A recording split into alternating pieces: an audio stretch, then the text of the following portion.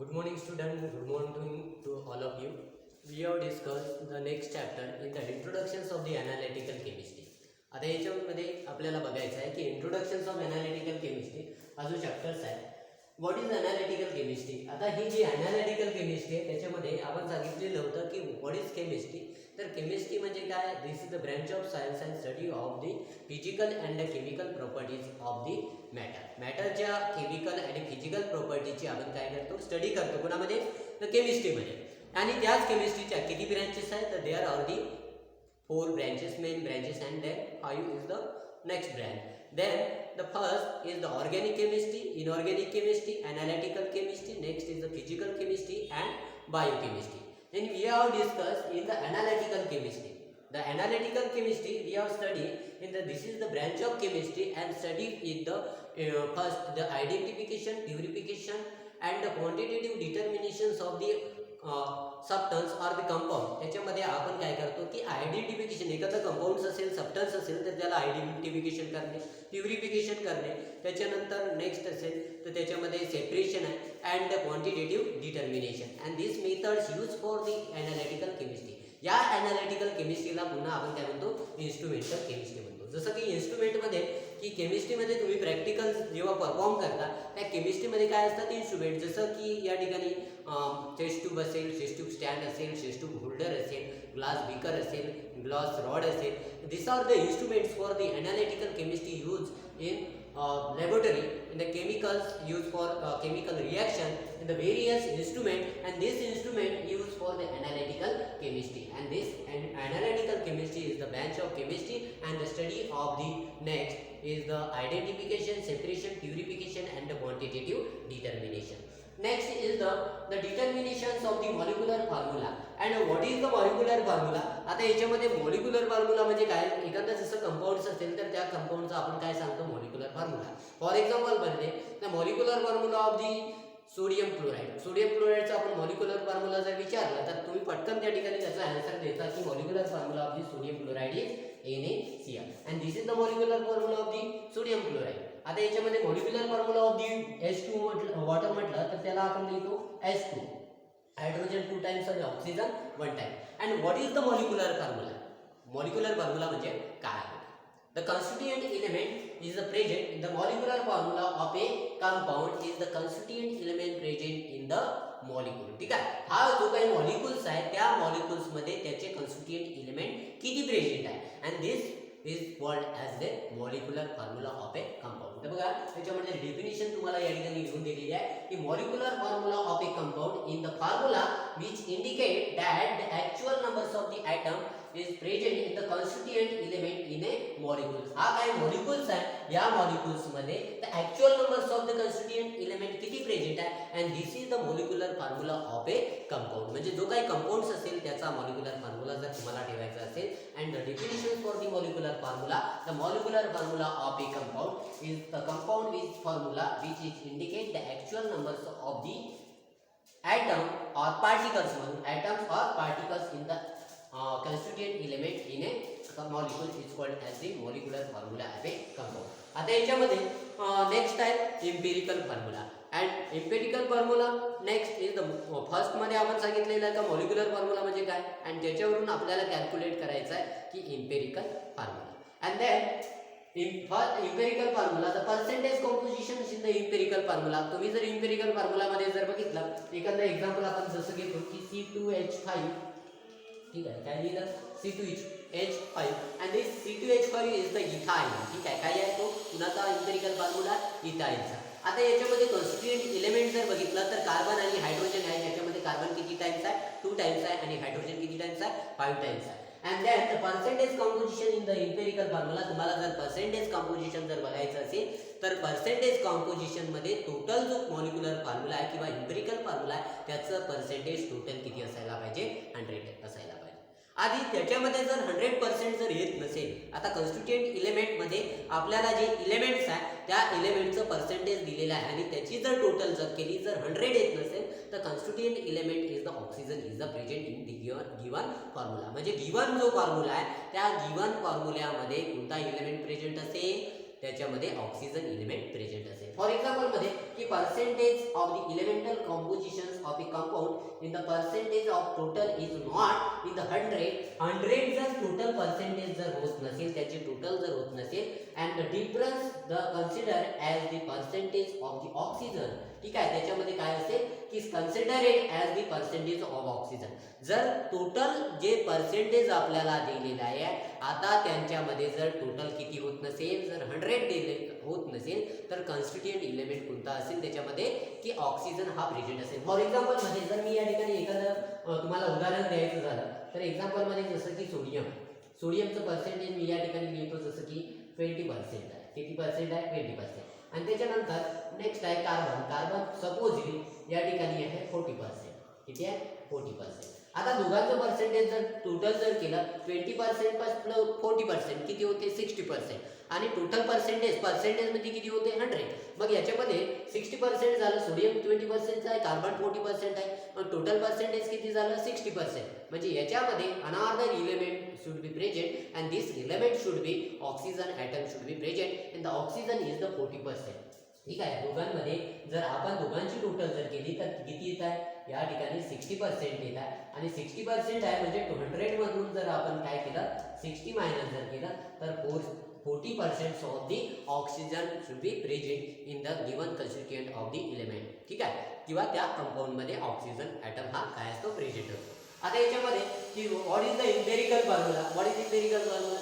तर इम्पेरिकल फॉर्म्युलामध्ये बघा the simplest ratio of the atom of the constituent element in a molecule is called as the empirical formula of a compound. म्हणजे याच्यामध्ये की त्याचा simplest ratio राहतो.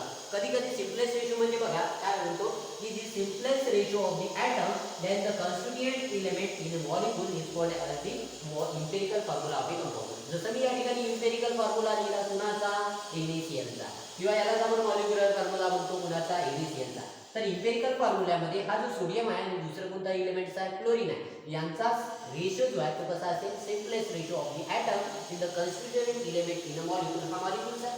या मॉलिक्यूल्स मध्ये या एलिमेंटचा काय असेल? सिम्पलेस्ट रेशो असेल. तो रेशो किती आहे? तर सोडियम 1 आहे, क्लोरीन किती आहे? 1 आहे. आणि त्याच्यामुळे या ठिकाणी सिम्पलेस्ट रेशो म्हणजे किती आहे? 1:1 आहे. ठीक आहे, आणि त्याच्यानंतर या ठिकाणी जर दुसरं मॉलिक्यूल घेतलं आपण, कोणतं घेतलेलं आहे? H2 मध्ये हायड्रोजन किती टाइम्स आहे? 2 टाइम्स आहे. 2:1 is the ratio, simplest ratio of the constituent element in the molecule. It is called as the empirical formula of a compound. म्हणजे जो काही कंपाऊंड दिलेला आहे त्याचा झाला empirical formula. तर याच्यामध्ये आपल्याला फाइंड आउट करायचा आहे the empirical formula of a compound. For example मध्ये आपण एखादं एक्झाम्पल घेऊ. याच्यामध्ये बघा एक्झाम्पल घेतो मी. Determine the molecular formula of a compound and त्याच्यानंतर empirical formula of a compound. ठीक आहे, तर याच्यामध्ये बघा एखादं एक्झाम्पल तुम्हाला या ठिकाणी सॉल्व्ह करायचं आहे. त्याच्यामध्ये एक एक्झाम्पल मी सॉल्व्ह करून देतो. जसं की ए सबस्टन्स ॲनालिसिस गिव्स. ठीक आहे, ए सबस्टन्स ॲनालिसिस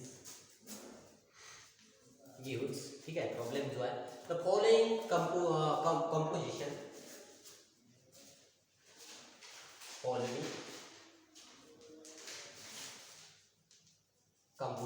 ठीक आहे, त्याच्यामध्ये कंपोजिशन दिलेलं आहे. सोडियमचं पर्सेंटेज दिलेलं आहे. Sodium Na is the 43.41%. next element is the carbon is the 11. next is the 31%. Carbon 11.31%. and next is the oxygen चं सुद्धा या ठिकाणी पर्सेंटेज दिलेला आहे. ते दिलेलं आहे 45.2%. ठीक आहे, oxygen and this the oxygen is equal to 45.2%. ठीक आहे, हे झालेलं आहे पर्सेंटेज. फर्स्ट दिलेला आहे सोडियम 43.41%. त्याच्यानंतर carbon is the 11.31%, oxygen is the 45.2%. and the total percentage composition तो तिघांची जर टोटल केली 43.41, 11.31, नेक्स्ट इज द 45.2. ठीक आहे, तर या तिघांची टोटल जर केली तर किती येतो? जसं की 2, next is the 4 + 3 and 7 + 2 9 point and then 5 + 3 8 9, next 99.92. ठीक आहे, किती येतं या ठिकाणी? जर पर्सेंटेज जर बघितलं तर 99.92% कोणाचं येत आहे या ठिकाणी तिन्ही एलिमेंटचं पर्सेंटेज येत आहे. म्हणजे टोटल जी आहे ती किती आहे इक्विलिब्रियम टू 100. ठीक आहे, म्हणजे किती आहे इक्विव्हॅलेंट टू 100 आहे. 99.92 आहे म्हणजे किती आहे इक्विव्हॅलेंट टू 100 आहे. आणि त्याच्यामुळे अनादर element not present in this given constituent element.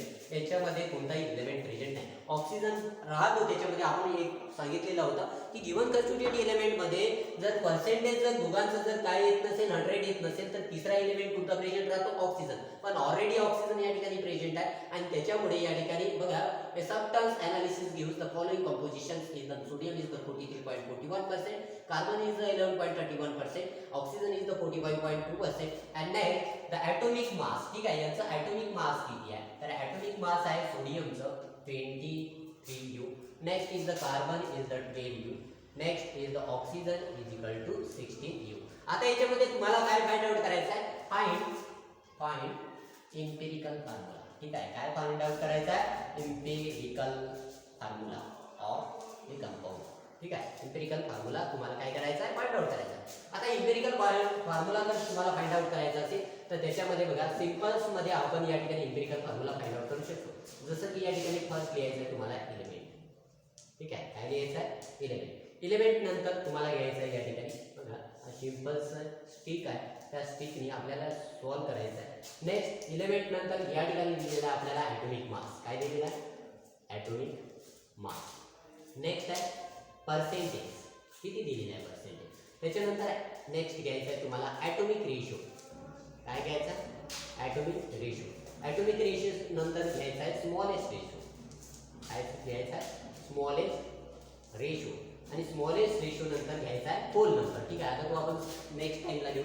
आता याच्यामध्ये एलिमेंटमध्ये कोणते एलिमेंट्स प्रेझेंट आहे फर्स्ट आहे sodium, next element is the carbon, next element is the oxygen. ठीक आहे, तिन्ही एलिमेंट लिहिलं. ॲटॉमिक मास किती आहे या एलिमेंटचा फर्स्ट सोडियमचा ॲटॉमिक मास आहे 23U, next carbon is the 12U, next oxygen is equal to 16 and next the percentage of the first element is the 43.41%, next element is the 11.31%, next element is the oxygen is the 45.2%. ठीक आहे, आता हे जे element झालं त्या एलिमेंटचं काय झालं percentage. आता याच्यामध्ये आपल्याला काढायचं आहे ॲटॉमिक रेशो. ॲटॉमिक रेशो मध्ये या ठिकाणी जे एलिमेंट्स आहेत त्या एलिमेंटचा ॲटॉमिक रेशो काढायचा आहे. ॲटॉमिक रेशो मध्ये काय घेणार आहे या ठिकाणी तुम्ही जसं की 43.41 divided by 23 is equal to next 11.31 divided by 20, next is the 45.21 divided by 16. ठीक आहे, आता याच्यामध्ये जर तुम्हाला डिवाइडेड करायचं आहे, डिवाइडेड केल्यानंतर ॲटॉमिक रेशो आपल्याला मिळेल 43.41 डिवायडेड बाय 23. 23 च्या डबल जर आपण जर केलं तर किती होतं 46 होतो. ठीक आहे, म्हणजे हा जो आन्सर आहे आन्सर तुम्हाला 1 पॉइंट समथिंग. ठीक आहे, आता याच्यामध्ये 43.23 म्हणजे आपल्याला 23 चा भाग या ठिकाणी देऊ शकतो आपण. ठीक आहे, ते तुम्हाला लॉग टेबलने सॉल्व करायचं आहे. लॉग टेबलने सॉल्व केल्यानंतर याच्यामध्ये जसं की जसं सोडियम आहे, सोडियम त्याच्यानंतर कार्बन अँड नेक्स्ट तर 2.43 बघा सॉल्व जर केलं 43.41 divided by 23 1 and then 23. Next is the 0 2, next is the point and next the 23 चं आपण जर सॉल्व जर केलं तर या ठिकाणी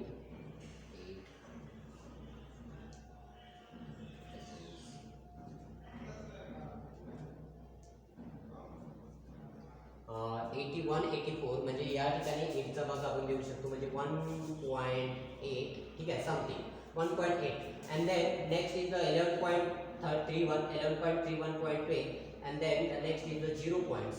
ठीक आहे, 0 पॉइंट मध्ये आन्सर मिळेल. 0 पॉइंट तो आपल्याला नंतर 11 चा जर भाग जर दिला तर त्याच्यामध्ये 9 4. ठीक आहे, 9 4 च्या समथिंग तो जातो म्हणजे 0.94 आणि त्याच्यानंतर next is the 45.21 divided by 16 जर केलं तर 16 त्याच्यामध्ये 2.8 च्या जवळपास या ठिकाणी त्याचा आन्सर जातो बघा. आता याच्यामध्ये 2.8 1.8 0.9 and then the smallest ratio. आता स्मॉलेस्ट रेशो जर बघितला तर ही जी व्हॅल्यू आहे ह्या रेशोमध्ये स्मॉलेस्ट व्हॅल्यू. स्मॉलेस्ट रेशोमध्ये आपण काय करतो की या व्हॅल्यूला 1.8 डिवायडेड बाय 0.94. ठीक आहे 0.94. Next is the 0.94 divided by 0.94 is equal to and then the 2.8 divided by 0.94. ठीक आहे. आता याच्यामध्ये जर इक्विव्हॅलंट जर बघितला 1.8 म्हणजे नियर अबाउट 2 च्या जवळपास आहे. ठीक आहे. आणि 0.94 म्हणजे किती आहे इक्विव्हॅलंट टू 1 च्या जवळपास आहे आणि त्याच्यामुळे या ठिकाणी जर आन्सर जर बघितला तर याचा आन्सर किती येतो जवळपास नियर अबाउट 2 च्या जवळपास येणार. ठीक आहे 2. Next is 0.94 is the one and next the 2.8 and 0.94 is the equivalent to म्हणत आहे त्याच्या नियर अबाउट आपण जर बघितला तर हा 3 च्या जवळपास येतो. ठीक आहे. म्हणजे इक्विव्हॅलंट आपण डायरेक्ट पॉईंट मध्ये तुम्ही काढून घ्यायचं आणि त्याच्यामध्ये मी जसं होल नंबर म्हटलेला होता मला एम्पिरिकल फॉर्म्युला काढायचा आहे तर इक्विव्हॅलंट मध्ये मी त्याला नियर अबाउट जसं बघा 1.8 म्हणजे किती नियर अबाउट 2. ठीक आहे 1.8 मीन्स नियर अबाउट 2 कारण की आपण 0.80 पकडतो आणि 0.94 म्हणजे या ठिकाणी किती आला 2 आला. त्याच्यानंतर 0.94 divided by 0.94 is the 1. 2.8 is equivalent to 3 and this is the 1 is the 3 divided by 1 is equal to 3 and then the 2 times of the sodium 1 times of the carbon and the 3 times of the oxygen and then the empirical formula of this compound. या कंपाऊंडचा जर empirical जर formula जर बघितला तर sodium किती times आलेला आहे sodium 2 times आलेला आहे carbon 1 times and oxygen is the 3 times and this is the empirical formula of the compound Na2CO3. ठीक आहे and Na2CO3 is the sodium carbonate is the empirical formula of this compound. तर अशा प्रकारे या ठिकाणी किती प्रॉब्लेम होता जो होता empirical formula of a compound to calculate in the constituent element जर पर्सेंटेज दिलेला असेल आणि त्याचा ॲटॉमिक काय दिलेला असेल मास दिलेला असेल तर त्याच्यावरून आपल्याला फाइंड आउट करता येईल empirical formula of the compound. चला थँक्यू. नेक्स्ट व्हिडिओमध्ये बघू आपण समोरचे प्रॉब्लेम.